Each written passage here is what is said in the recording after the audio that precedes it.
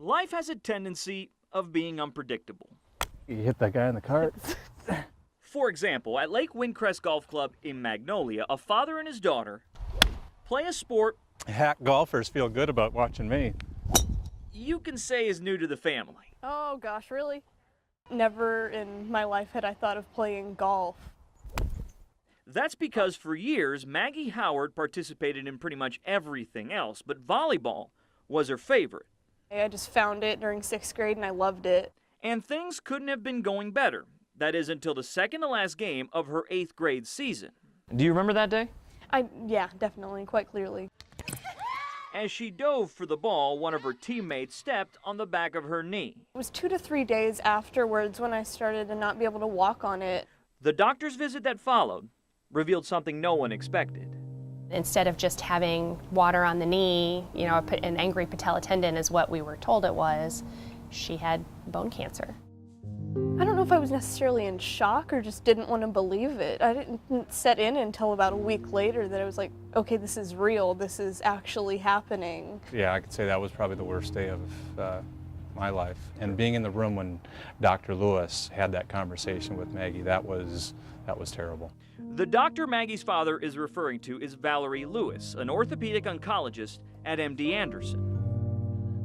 Well, I think the biggest fear for the child is that they're going to lose their limb, and the biggest fear for the parent is that they're going to lose their child. Lewis found a tumor growing inside Maggie's right leg. And so we see her tumor filling the entire bottom portion of her femur. So she had to undergo surgery in February of 2016. The procedure took out the tumor and reconstructed both the bone and knee with a metal prosthesis.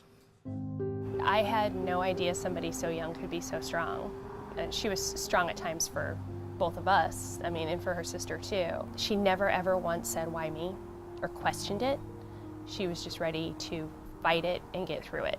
And to go along with the rehab necessary to simply walk, Maggie went through 32 weeks of chemotherapy. What kept you strong during that time? Just knowing that I'm not the only one to ever have gone through this. I know that some people have had it worse than me, and I need to fight through this for them. If somebody walked in the room, a nurse, a doctor, somebody took her picture, whatever it was, as sick as she was, she smiled.